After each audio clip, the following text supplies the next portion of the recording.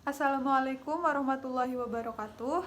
Perkenalkan, nama saya Nur Eka Istiqomah dari Pendidikan Ekonomi NIM K761708 Fakultas Keguruan dan Ilmu Pendidikan atau FKIP Universitas 11 Maret Surakarta.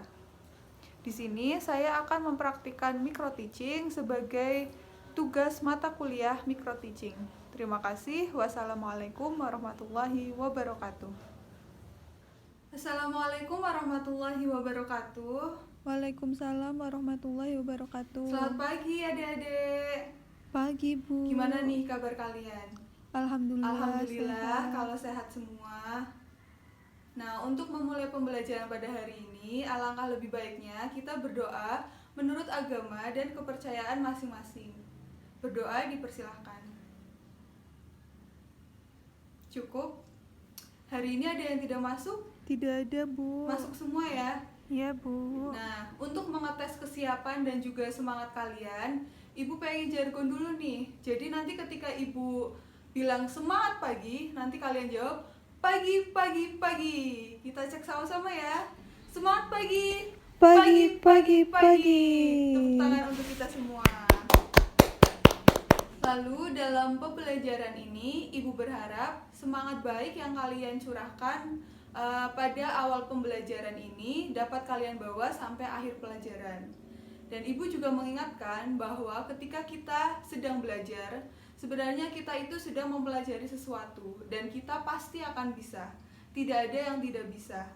Yang tidak bisa itu sebenarnya karena mereka tidak mau.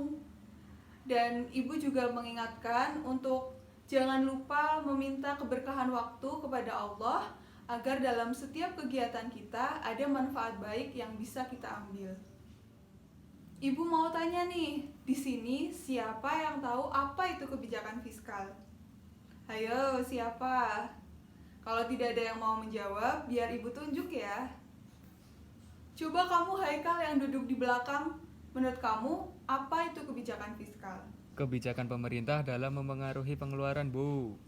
Ya benar, tapi kurang lengkap nih. Jadi kebijakan fiskal itu merupakan kebijakan pemerintah dalam memengaruhi pengeluaran dan juga pendapatan yang berupa pajak pemerintah. Sampai di sini paham? Paham, Bu. Jadi materi yang akan kita bahas hari ini yaitu mengenai kebijakan fiskal. Ada kaitannya juga dengan materi yang sudah kita ajarkan sebelumnya. Nah, di sini siapa yang masih ingat? Sebelumnya kita belajar tentang apa? Indeks harga dan inflasi. Tepat sekali. Seperti yang kita tahu ya, bahwa tingkat inflasi yang terlalu tinggi itu pastinya akan membahayakan perekonomian suatu negara. Oleh karena itu, inflasi harus segera diatasi. Lalu bagaimana caranya? Nah, salah satunya yaitu dengan diberlakukannya kebijakan fiskal. Ibu berharap setelah kalian mempelajari ini, kalian bisa mengerti yang pertama itu mengenai pengertian dari kebijakan fiskal sendiri. Kemudian yang kedua ada tujuan kebijakan fiskal. Dan yang ketiga ada instrumen-instrumen kebijakan fiskal. Langsung aja ya kita mulai dari pengertian kebijakan fiskal. Nah, Ibu ulangi lagi nih. Jadi kebijakan fiskal itu merupakan kebijakan pemerintah dalam memengaruhi tidak hanya pengeluaran tetapi juga pendapatan yang berupa pajak pemerintah. Lalu tujuannya apa sih dengan diberlakukannya kebijakan fiskal?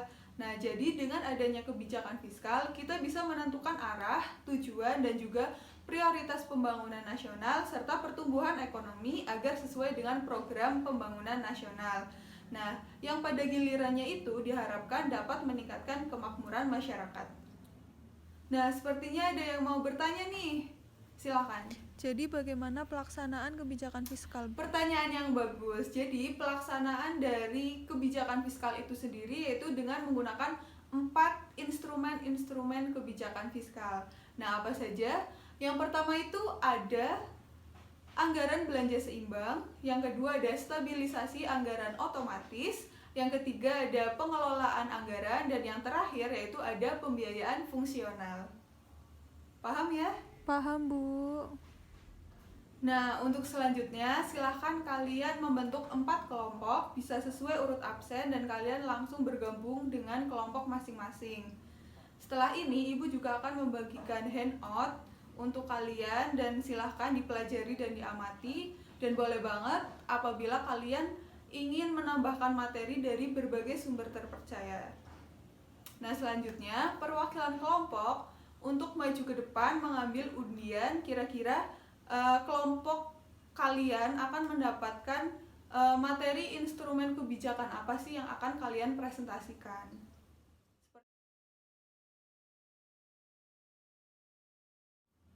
Sudah dibukakan undiannya? Sudah, Bu. Nah, silahkan habis ini kalian berdiskusi tentang materi apa yang kalian dapatkan. Ibu kasih waktu 2 menit ya untuk mempersiapkan presentasinya.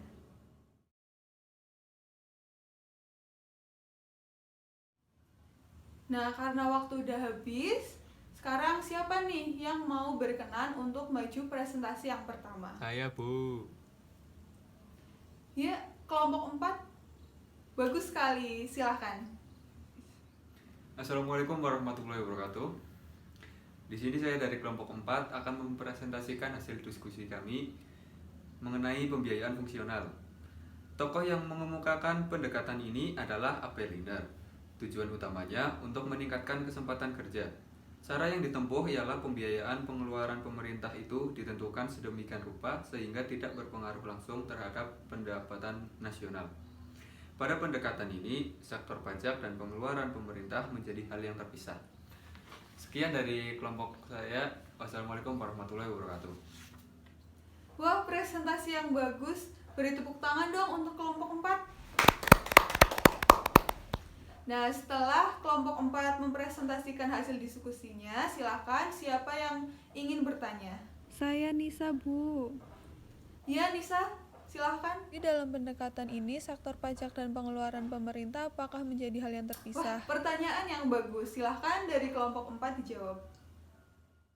Baik, Bu. Setelah didiskusikan dengan kelompok kami memiliki kesimpulan, yaitu pada pendekatan ini sektor pajak dan pengeluaran pemerintah menjadi hal yang terpisah. Seperti itu, Bu. Benar sekali ya apa yang dikatakan oleh kelompok 4. Jadi dalam pembiayaan fungsional itu, sektor pajak dan juga pengeluaran pemerintah itu menjadi hal yang terpisah. Penerimaan pemerintah dari sektor pajak itu tidak ditujukan untuk meningkatkan penerimaan pemerintah, melainkan untuk mengatur pengeluaran dari pihak swasta.